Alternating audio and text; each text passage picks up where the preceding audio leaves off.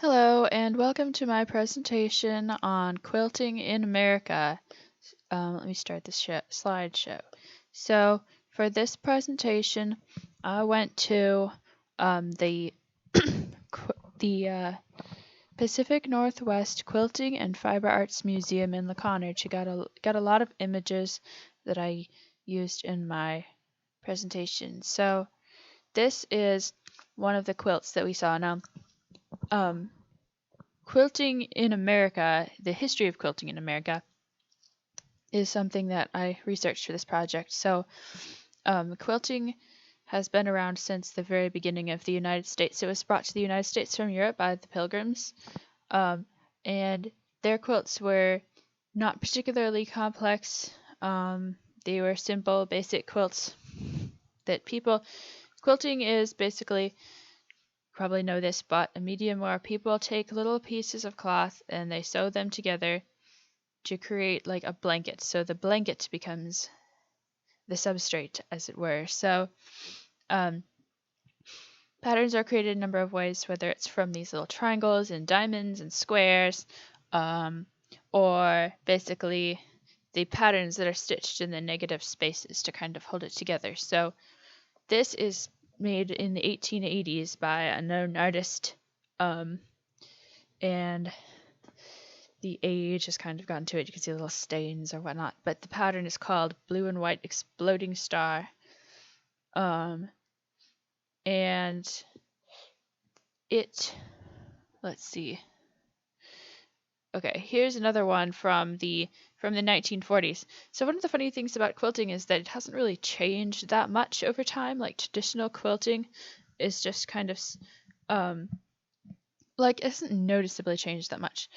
Um, over time, a few things were added, like applique, and these patterned fabrics, which are at some point, well, it was expensive for people to try to like make a whole entire blanket out of a patterned fabric, so they would just get whatever they came up with, like these little pieces, and just kind of sew them into a larger blanket.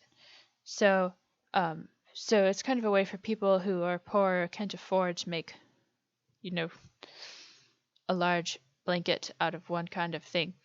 Um, and there's lots of patterns that get reused a lot. So, but this particular style is actually notable in the history of quilting because around I think it was the 1880s to 1930s, this style of crazy quilt started, or 1890s, I think, and this style of crazy quilt started becoming popular, um, which is basically where these squares are made out of just random colors and pieces of fabric um, that don't really fit together in any particular pattern.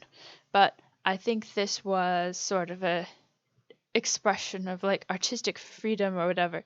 Like quilts, when the whole art movement and art scene changed a lot around the turn of the century, quilts didn't really have anywhere to go in terms of becoming more abstract or more flat. Like everything was becoming more abstract, but quilts have already always been abstract.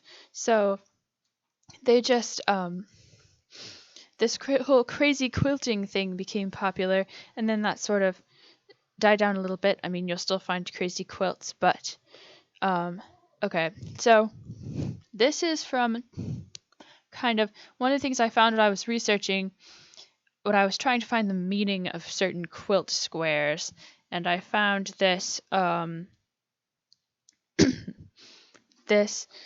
freedom quilt thing, which is basically an urban legend saying that at the time of the Underground Railroad, there were people who would make these quilts and leave them for the slaves that were escaping to follow these signs, which I found that was interesting. But the more I looked into it, the more I realized that it wasn't really true. Like somebody wrote a book about it, and it just got cited back and forth over and over again until eventually it even got cited in like the Library of Congress or something. But it really just traces back to this one lady who had a quilt shop and wanted to advertise or something. So the chances that this is all made up is pretty good, but you can see that she's assigned meaning to these different squares, like you know, the monkey wrench, you're going to need tools. The crossroads, keep traveling to the crossroads in Cleveland, Ohio. Um, so these are all real quilt squares that people used, but whether they meant this in this particular context, probably not. But there was, in fact, an African American lady named Harriet Powers, who was a former slave who made quilts. And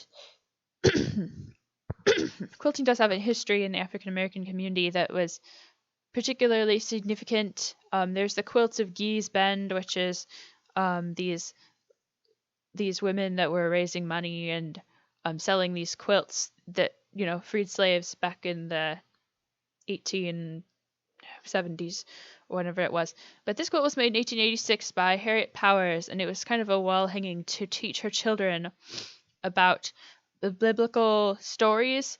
So you can see that the biblical imagery is here, and you can see that this is like Adam and Eve in the Garden of Eden, and this is like Noah and the dove, I think, or something. And this is Jacob's ladder, and you see the three men who meet with Abraham. I think that's what that is. So and I believe this might be like Adam naming the animals or something, or Noah and his wife. I'm not sure. But anyway, this was created to teach your children about Bible stories, and it also includes some African symbolism. And it's debated whether or not she actually knew what the African symbolism meant when she created the quilt, but she definitely did inherit in some way. For example, this black and orange striped chameleon is the imagery for the fawn sun god, represented here as the serpent in the garden. So make of that what you will. But there were other uses. There were other like graphic uses for quilts. So you can see here this is a fundraiser quilt, and fundraiser quilts are pretty common. People would pay a certain amount of money to get their name stitched into a quilt. So this is the Red Cross fundraiser quilt. You can obviously see the Red Crosses, the names of the donors. And this one actually has name and dates on it. So this was made in Missouri in 1918. And yes, I photographed this one at the museum. So let's see. Here's another fundraiser quilt. This one has names of businesses in the corners of the quilt, which you can't really see from here. It also has the Lord's Prayer in the center, Bible verses. So, I skipped a little too far ahead. And this is from 1910 in Ohio. Let's see. And these were likely made by multiple people. It was common for quilts to be made by multiple people because, especially before sewing machines, it took a really long time to make a quilt. And so people would come together in these groups of, it would just be like, it would be called a quilting bee, and they would have like a party of women who would get together and just create these quilts. So modern quilt artists are taking things in a slightly different direction. You can see this is the picture is a little different than I thought. But anyway, it's called Farewell to the Silver Bird, and it's made by Carol Breyer Fowler Gentry, and she is a modern quilt artist who was a flight attendant for many years, and she created this piece to kind of represent her experience as a flight attendant. So you can see the silver bird represents Delta Airlines, and this kind of iridescent bird, she says, represents this, like the energy and life and stuff. And if you look closely, you can see that there's actually a line of stitched airplanes going around the globe. So the pieces of modern quilt artists tend to be a little more pictorial, which is kind of an interesting direction to take quilts. That's what I noticed anyway.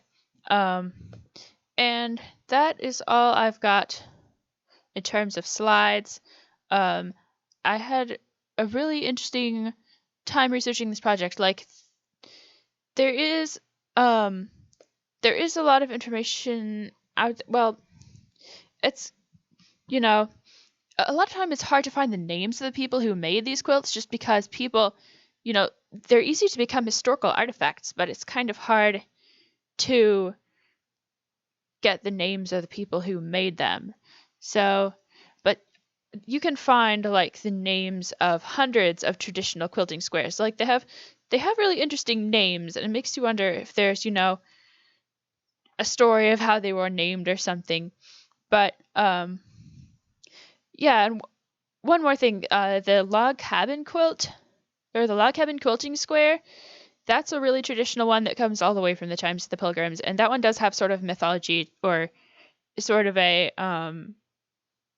yeah, I guess mythology attached to it because they say that the square in the middle, and this is the log cabin square, the one with the square in the middle, represents the hearth of the home, and then you build these like logs around it. So that one is the one with kind of a folk meaning attached to it. And yeah, that's all I got. Thanks for listening to my presentation.